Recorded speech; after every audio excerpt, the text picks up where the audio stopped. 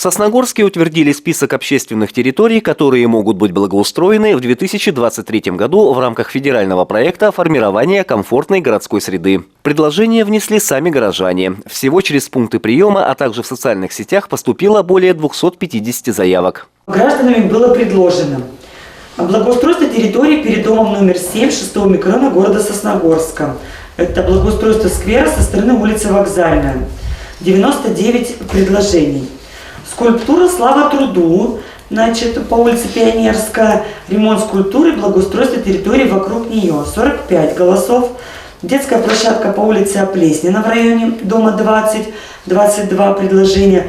Тротуар через лес от 6-го микрорайона до улицы Молодежной с мостиком, 83 голоса. Две общественные территории для благоустройства в 2023 году снова выберут сами жители Сосногорска. Уже скоро голосование будет запущено в официальной группе администрации муниципалитета в социальной сети ВКонтакте. Сегодня состоялась рабочая группа по обсуждению благоустройства территорий нашего Сосногорского района. Были рассмотрены предложения граждан, которые направлены на благоустройство территорий. Все предложения были интересные, разносторонние. Список общественных территорий, возможно, будет расширен. Сосногорск впервые участвует в конкурсе лучших проектов создания комфортной городской среды в категории «Малые города». Предложения внесли также местные жители. Всего поступило более 400 заявок. Территория между школой номер 3 и домом 26А 6-го микрорайона города Сосногорск набрала 165 голосов. Сквер железнодорожников в городе Сосногорске 49. Территория между домом 17 улицы Горького и домом 4 улицы Гоголя в Сосногорске 183 голоса горожан. Хоккейная коробка между домами 2Б и 2В по улице Лесная 2 голоса. Также был предложен рынок городской в районе ЖД поликлиники, это где конечная остановка. Первое место заняла территория между домом 17 улицы Горького и домом 4 улицы Гоголя. И данная территория будет подана вот в этот конкурс. Стоит отметить, что несмотря на популярность среди горожан, территория между 3-й школой и домом 26А в 6-м микрорайоне не стала победителем списка территорий на благоустройство. В управлении жилищно-коммунального хозяйства подчеркивают, это не значит, что планов на нее нет. Однако работы там предполагаются затратные, поэтому прорабатываются другие варианты их финансирования. Благоустройство этой территории требует огромного объема финансовых средств. Только отсыпка этой территории стоит не 1 миллион рублей.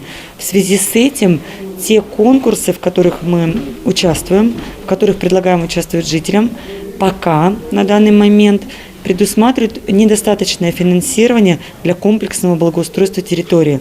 Повторюсь, чтобы сделать эту территорию для горожан удобной, комфортной, современной, с тротуарами, с асфальтированием проезда, с освещением, с, возможно, установкой детских спортивных комплексов, каких-либо арт-объектов. Данная территория будет включена обязательно в те конкурсы, где финансирование гораздо больше, чем в программе формирования комфортной городской среды. Это и всероссийский конкурс «Малые города» на будущие периоды, это и иные конкурсы всероссийского уровня. Напомним, в этом году в рамках проекта формирования комфортной городской среды будут благоустроены две общественные территории. Детская площадка на улице Молодежной и освещение по улице Первомайской от перекрестка с Нагорной до Гоголя. Андрей Калиничев, Евгений Юрин, Вести Тимана, Сосногорск.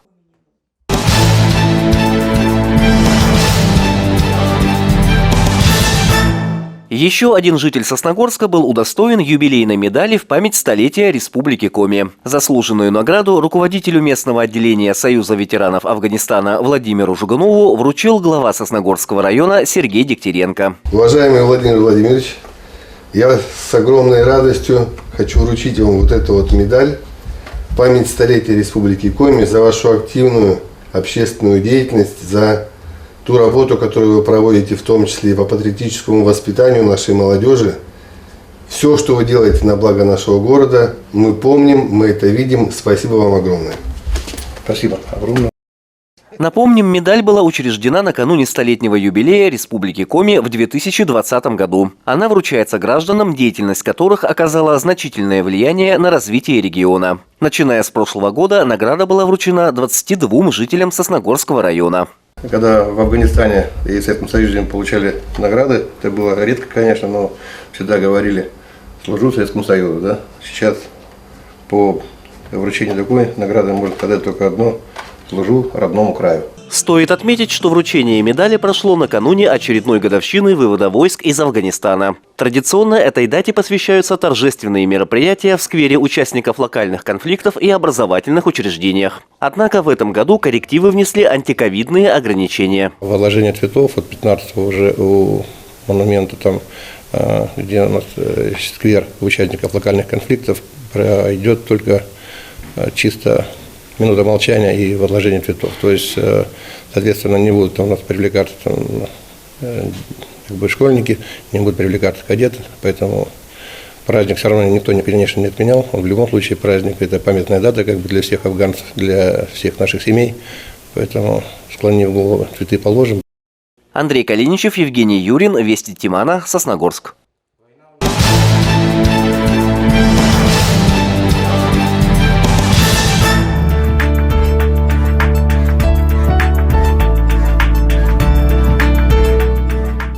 С 1 января 2022 года некоторые государственные услуги, которые ранее предоставлялись Центром социальной защиты, передаются в органы пенсионного фонда. То есть с 1 января 2022 года некоторые выплаты, пособия и компенсации будут выплачиваться пенсионным фондом. Какие же это выплаты, пособия и компенсации? Во-первых, это выплаты тем гражданам, которые получили радиацию вследствие аварии на Чернобыльской АЭС. Это ежемесячные компенсации, это оплата компенсации дополнительного отпуска, то есть выплаты, которые предоставляются чернобыльцам, либо ликвидаторам, либо лицам, которые получили какие-то увечья или инвалидность и так далее вследствие аварии на Чернобыльской АЭС. То есть этим гражданам необходимо за выплатами обращаться в органы пенсионного фонда. Какие далее выплаты? Это выплаты, которые предоставляются гражданам, имеющим детей. Единовременное пособие по случаю рождения ребенка, пособие по уходу за ребенком до 1,5 лет, пособие беременной жене военнослужащего по призыву, пособие на ребеночка военнослужащего, который служит по призыву. То есть вот эти выплаты, которые ранее предоставлялись в Центре социальной защиты, теперь будут предоставляться в органах пенсионного фонда.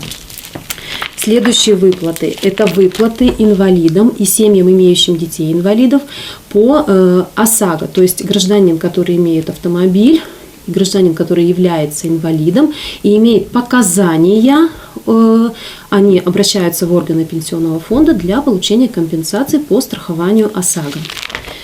Выплаты, которые были предусмотрены членам семей погибших военнослужащих и предоставлялись в Центре социальной защиты, теперь также будут предоставляться в пенсионном фонде. Это ежемесячное пособие детям военнослужащих, это компенсация расходов по оплате жилых помещений членам семей погибших, умерших военнослужащих, это пособие на проведение летнего оздоровительного отдыха и назначение средств на проведение ремонта индивидуальных жилых домов.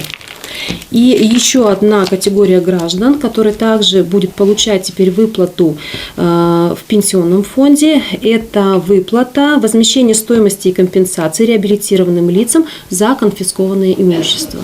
То есть хочется еще раз обратиться к гражданам и сказать о том, что теперь за данными выплатами необходимо обращаться в органы пенсионного фонда. Если какие-то возникают у вас вопросы, куда пойти и с какими документами, можно позвонить к нам в соцзащиту по телефону 6 60 18, мы вам дадим консультацию по поводу, куда обращаться за данными выплатами.